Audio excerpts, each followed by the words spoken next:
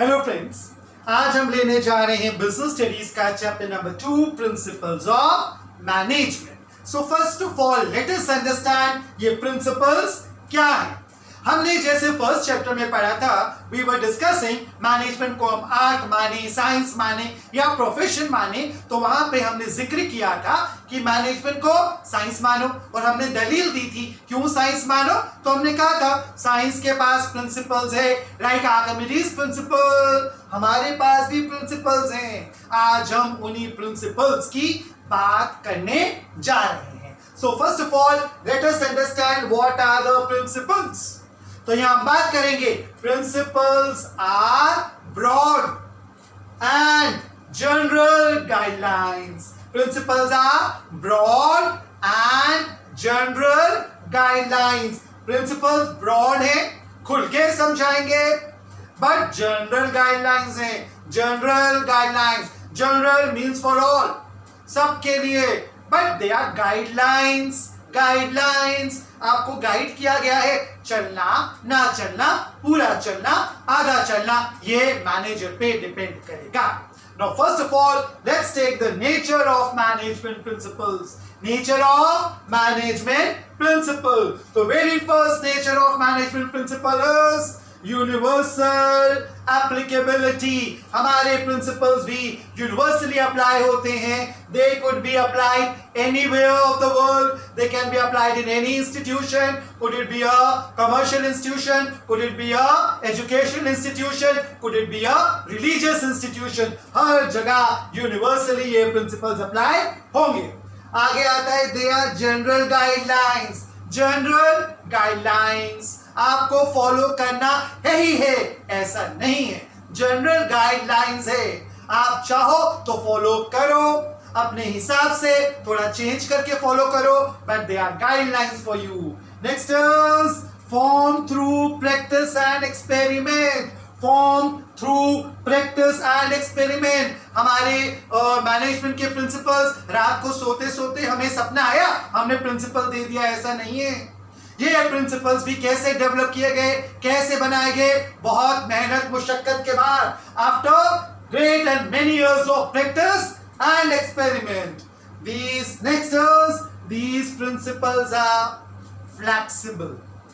Flexible का मतलब एकदम रिजिड नहीं है, ऐसे ही फॉलो करो, नो, फ्लेक्सिबल। एक मैनेजर उस प्रिंसिपल को पढ़ के, उसी में थोड़ा चेंज करके, उसी में थोड़ा अपना इनोवेटिव आइडिया जोड़ के बना सकता है, अप्लाई कर सकता है। They are flexible, they allow you to make changes in them. Next is cause and effect relationship. Cause and effect relationship principles का एक बहुत ही इंपॉर्टेंट नेचर है, जो बताता है ऐसा नहीं करोगे तो ऐसा होगा। आप वर्कर्स को अच्छी पगार नहीं दोगे, वर्कर छोड़ के जाएगा। वर्कर मोटिवेट नहीं होगा तो अच्छा काम नहीं करेगा, प्रोडक्टिविटी में आपको कमी नजर आएगी। तो ये कॉज के साथ इफेक्ट भी बताता है, ये करने से ये होगा, ये ना करने से ये होगा। Next is they are contingent. They are contingent. Contingent का मतलब होता है, जरूरी नहीं आपने पूरी जिंदगी में एमबीए करते हुए सारे प्रिंसिपल्स पढ़े, when you became the manager of any big company, तो आपकी लाइफ में कोई ऐसा इंसिडेंट नहीं आया जहां आपको वो अप्लाई करना पड़े, कोई और अप्लाई करना पड़ा, एनवायरनमेंट चेंज हो चुका था, बिल्कुल कल्चर चेंज हो चुका था, आपको ये प्रिंसिपल्स काम नहीं लगे या बहुत लगे, दे आर कॉन्टिंजेंट। हो सकता है सारे प्रिंसिपल काम लगे, हो सकता है एक भी ना लगे, हो सकता है डिट्टो काम लगे, हो सकता है आपको सब में चेंज करना पड़े। सो दे आर कॉन्टिंजेंट। कॉन्टिंजेंट का मतलब होता है depend on happening or not happening of any event in the future। अब हम आगे पढ़ के देखते हैं ये प्रिंसिपल्स आपको पढ़ाए क्यों जाए।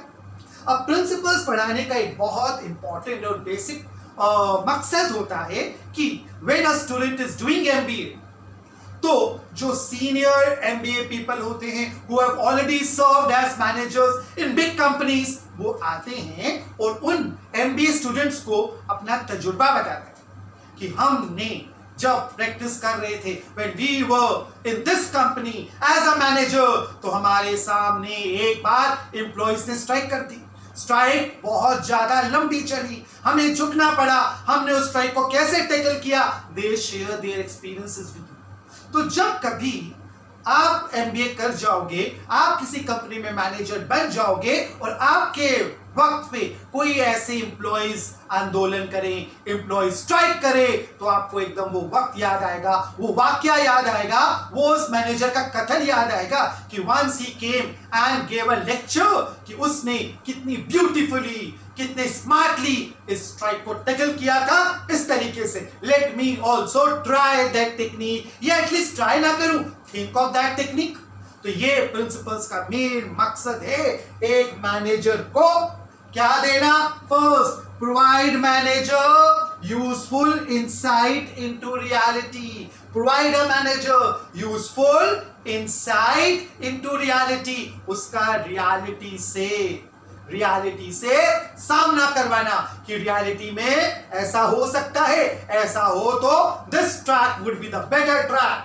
Next is optimum utilization of resources. ये प्रिंसिपल्स का एक मकसद है एक मैनेजर को बताना कि आप अपने रिसोर्सेज को, अपने अंदर काम कर रहे एम्प्लॉइज को कैसे मैक्सिमम यूज कर सकते हो, कैसे उनसे मैक्सिमम काम ले सकते हो, provided they get motivated also and they remain motivated also.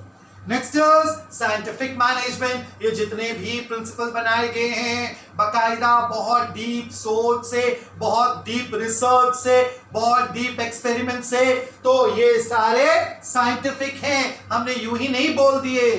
Next is meeting the changing environment. Meeting the changing environment, ये एक मैनेजर को हेल्प करेंगे जब एनवायरनमेंट चेंज हो रहा होगा, चीजें चेंज हो रही होती हैं, सब कुछ बदल रहा होता है, अब एकदम चीजें बदलती हैं, उस बदलते हुए दौर में कैसे अपने मैनेजमेंट के तरीके बदले, क्या सोच के बदले, क्या हो के बदले, इन सब चीजों की गाइडलाइंस देंगे ये प्रिंसिपल्स। तो इन प्रिंसिपल्स को माइंड में रखता हुआ जब वो चलेगा तो he would be near to success. Next is fulfilling social responsibilities. ये सारे प्रिंसिपल्स मिलकर मैनेजर को एक बात बहुत अच्छे से बताते हैं, मत भूलो you are the part of society, you are working in a society. आपकी तरफ, सोसाइटी की तरफ आपकी कुछ रिस्पॉन्सिबिलिटीज बनती हैं, सोसाइटी की तरफ आपकी कुछ रिस्पॉन्सिबिलिटीज बनती हैं और उस रिस्पॉन्सिबिलिटीज को बखूबी निभाइए, बहुत अच्छे से निभाइए। Next comes up management, education and training. ये सारे प्रिंसिपल्स मिलके एक मोटिव रखते हैं एक एमबीए स्टूडेंट को, एक मैनेजर को एजुकेट करने का, एक ट्रेनिंग का। तो ultimately these principles are the part of manager training, manager education and management virtue overall. अब हम बात करते हैं प्रिंसिपल्स का जिक्र करते हैं। फिलहाल 12th के अंदर हमारे पास दो लोगों के प्रिंसिपल्स आएंगे, one is mister Henry Fayol और दूसरा आएंगे टेलर अंकल के। फिलहाल हम बात कर रहे हैं फ्योल प्रिंसिपल्स की। Fayol principles of management. Fayol uncle ने टोटल हमको 14 प्रिंसिपल्स एज अ गिफ्ट दिए, 14 प्रिंसिपल्स। तो फ्योल अंकल का पहला प्रिंसिपल है, let's now work it out very clearly. Fayol अंकल का पहला प्रिंसिपल है division of labour. Division of labour पहले मैं पढ़ देता हूं, बाद में I will explain. Division of labour क्या कहता है? Work should be divided into small task and each task should be assigned to trained person. It will lead to greater specialization, greater efficiency and increase the productivity. अब इस चीज को समझने की कोशिश कीजिए।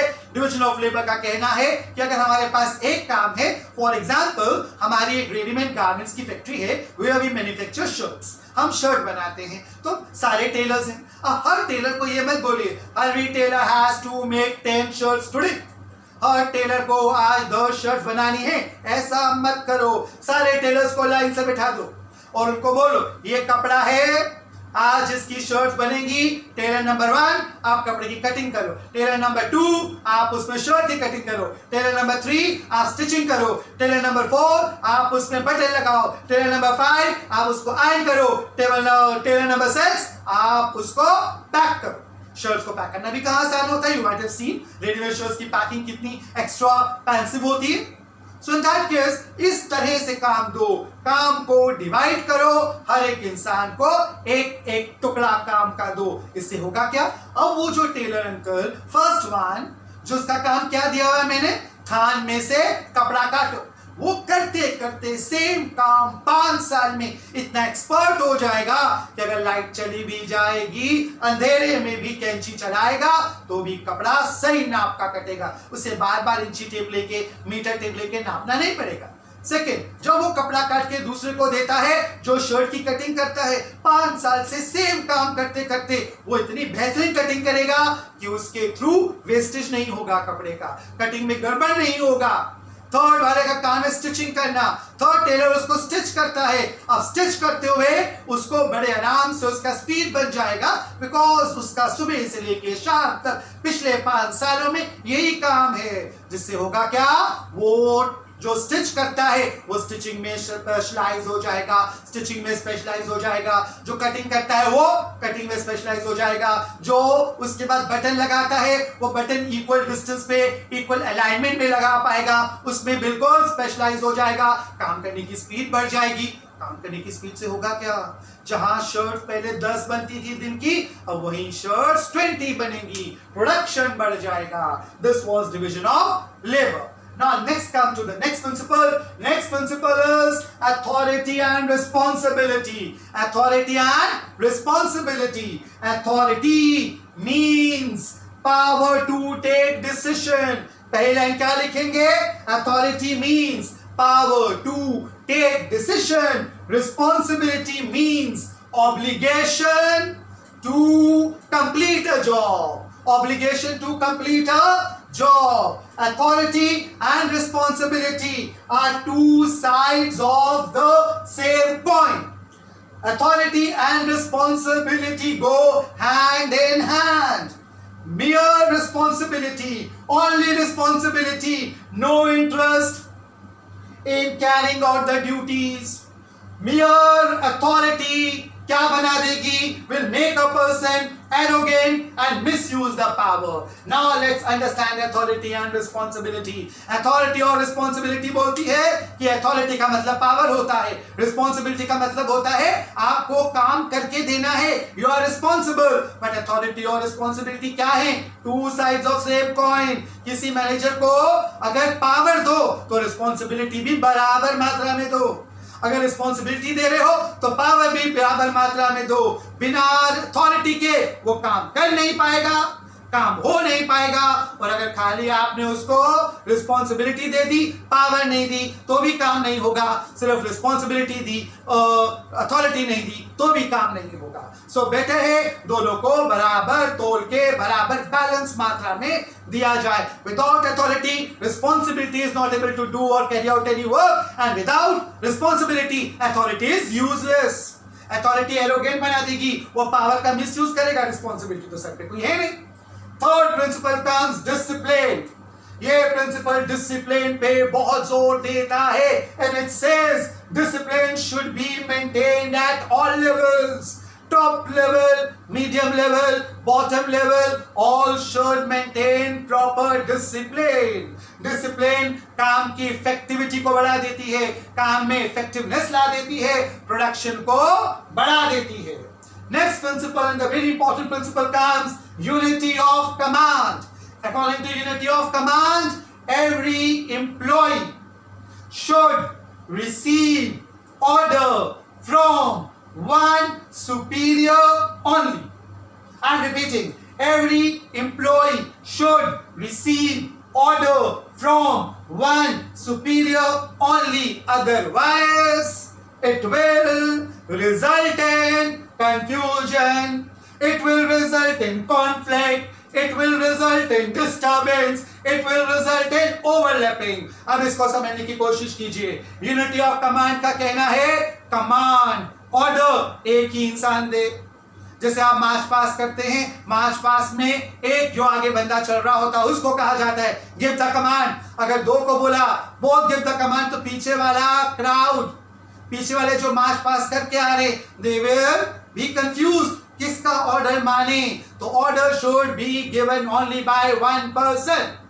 एक ही इंसान ऑर्डर दे जिससे कंफ्यूजन नहीं होगा, जिससे आपस में ओवरलैपिंग नहीं होगा, जिससे कोई डिस्टर्बेंस नहीं आएगा, कोई आपका सबऑर्डिनेट ये नहीं कह पाएगा तुमने काम क्यों नहीं किया, बिकॉज मैंने उन सर से पूछा था, सर ने मना किया था। अरे वो बोलने वाला, पूछने वाला, बताने वाला होता ही नहीं है। So one person should give the order, जिससे डिसिप्लिन काम रहेगा, जिससे कंफ्यूजन नहीं होगा, जिससे कॉन्फ्लिक्ट नहीं होगा और जिससे वो काम ओवरलैप भी नहीं होगा। Next comes unity of direction. Unity of direction का कहना है every group, each group of activities have same objective. Each group of activities have same objective and must have one head, one plan. I am repeating. Each group of activities must have same objective, must have one head, one plan. Let me take you to Mangal mission.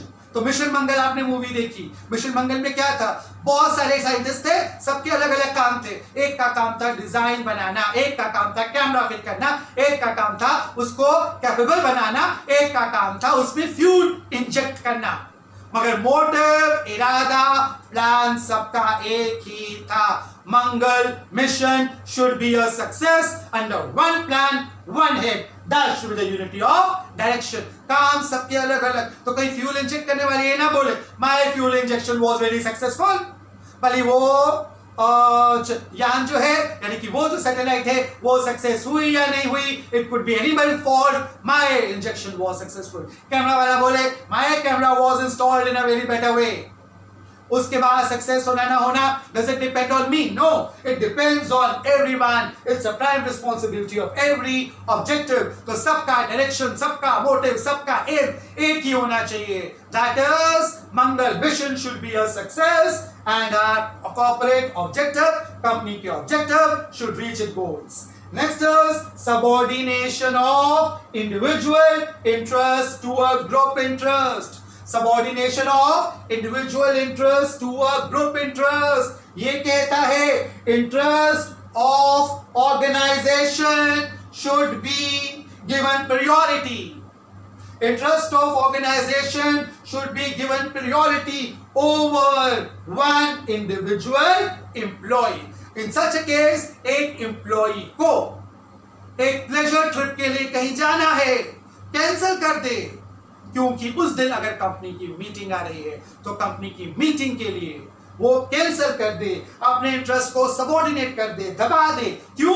क्योंकि group interest company का interest लाई करता है that he should participate in the meeting and discuss the issues faced by the company.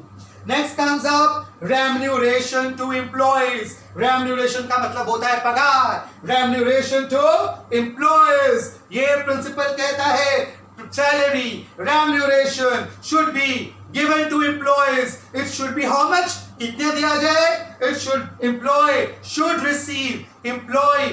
receive remuneration that should be just, that should be fair, that should be equitable, that should be that much as could provide maximum satisfaction, that should be that much as should provide reasonable standard of living. Remuneration कहता है, ये principal कहता है आप अपने employees को इतनी पगार दीजिए ताकि उसकी बेसिक नेसेसिटी सारी पूरी हो, उसका स्टैंडर्ड ऑफ लिविंग जो मिनिमम स्टैंडर्ड ऑफ लिविंग होता है वो बरकरार रहे। He should be given, he should enjoy the maximum satisfaction. इतना remuneration अपने एम्प्लॉय को दीजिए। A good remunerated employee company के लिए एक एसेट होगा और he will always be motivated. Next comes up centralization and decentralization. So centralization means power with one. Decentralization means power will be distributed. Centralization means power with one. Decentralization means power should be distributed according to this principle. According to this principle, both are required to run organization, and there should be balance between the two. It should neither be only centralization, it should neither be completely decentralization. There should be a balance. But अगर एक organisation छोटी है, अब उसमें एक individual ही काम करता है, then he has to opt for centralization. But अगर एक ऑर्गेनाइजेशन बड़ी है, then they should think of decentralization. Powers को डिस्ट्रीब्यूट कर देना चाहिए. Next comes up scalar chain. पहले हम पढ़ लेते हैं formal line of authority. Between superior and subordinates.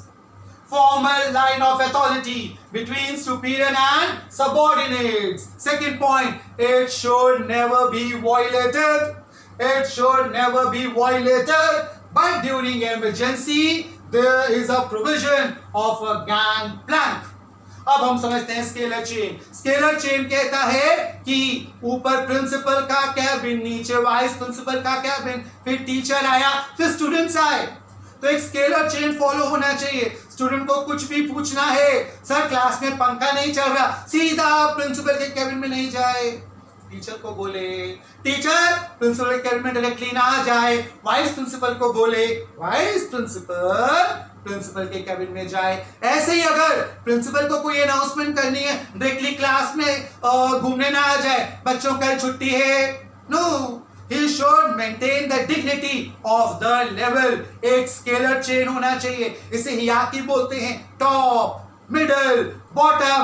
Top को कुछ बोलना है, मिडल को कन्वे करे, मिडल को कुछ बोलना है, बॉटम को कहे, और बॉटम को कुछ ऊपर बताना है, रिपोर्ट करना है, तो मिडल को बोले, मिडल आके टॉप को बोले. डायरेक्टली बॉटम को इजाजत नहीं होनी चाहिए, डायरेक्टली वहां भाग जाए. बट अगर कोई इमरजेंसी आ गई, आग लग गई, अब उस केस में आप स्केलर चेन को मत फॉलो करो. Then there is a provision in case of emergency, gangplank का. आगे चलते हैं. 10th principle of order. ये प्रिंसिपल बोलता है there should be a place for everything and every person. And every person should be in its place. I'm repeating, there should be a place for everything and every person, and every person should be in its place. ये principal कहता है हर चीज के लिए जगह होनी चाहिए, हर manager के लिए कैबिन होना चाहिए, और वो चीज अपनी जगह पे होनी चाहिए, मैनेजर अपने कैबिन में होना चाहिए. भाई, ताकि उस चीज को ढूंढना भी प्रॉब्लम ना हो, और उस मैनेजर से भी कुछ काम हो. हम भी पूरा ऑर्गेनाइजेशन घूमते जा रहे हैं, मिल नहीं रहा कहां चला गया. तो should not be that way. This is a principal of order. Next comes up equity. ये कहता है working environment should be free from all discrimination with regard to caste, discrimination with regard to gender, with regard to language, with regard to religion, with regard to nationality. There should be equality. Equality का मतलब ये नहीं that the salary of peon and the principal should be same. No. It means there should be equality. अगर principal late तो उसको भी सजा, अगर चपरासी लेट तो उसकी भी सजा. अगर चपरासी लेट होता है तो उसकी आप 1 दिन की पगार काटते हैं, अगर प्रिंसिपल लेट हुआ है तो उसकी भी 1 दिन की पगार काटी जाए. This is equality. Next comes up stability of personal. पहले सुन लीजिए. Employers selected should be kept in a position for a minimum fixed time. Employees selected should be kept in a position for a minimum fixed time. Second point, they should be given time to show the results. आपने एक employ को रखा, 1 महीने में लगा result नहीं आया, change करके दूसरे को रखा, इसको किसी और जगह भेजा, मत करो ऐसा. Try to keep that employee for some time. Let him give some time to him, ताकि वो प्रूव कर सके अपना रिजल्ट, ताकि वो अपना काम प्रूव कर सके, अपनी कैपेबिलिटी प्रूव कर सके। उस पर थोड़ा ट्रस्ट करो, एकदम उसको उसकी पोजीशन से मत हिलाओ, वेट करो, पेशेंस रखो। दिस इज स्टेबिलिटी, स्टेबल रहने दो of a person. Next comes 13th principle, principle of initiative. Employees should be encouraged to develop and carry out their own plans. Employees should be encouraged and develop to carry out their own plans. Employees को उनके तरीके से काम करने दो। आप employees को सिर्फ बोलो I want 10 cars to be sold. That's my prime requirement. अब एम्प्लॉय को अपने तरीके से करने दो, उसके लिए आप उसको टाइम टेबल बना के, प्लान बना के मत दो। Let him try, let him work, let him make his own plan and develop. इसको बोलते हैं principle of initiative. And next comes Aspirate D Corps. Principle of Aspirate D Corps. Yes, principle. According to this principle, every manager, it's a duty of every manager to promote team spirit, to promote harmony, to promote peace, to encourage mutual trust, to create a sense of belongingness. Her manager की ये responsibility है कि वो अपने employees में एकता, भाईचारा कायम रखे, पीस कायम रखे, उनमें एक सेंस ऑफ बिलोंगिंगनेस क्रिएट करे, sense of belongingness that we are for the company, हमारी कंपनी है, इस कंपनी के लिए हम सबको मिलके काम करना है। So these are the 14 principles of Fuel that we have done today. In the next video, we will be taking up ये हमने आज Fuel के principles लिए, next video में हम Taylor के principles पढ़ेंगे। Thank you.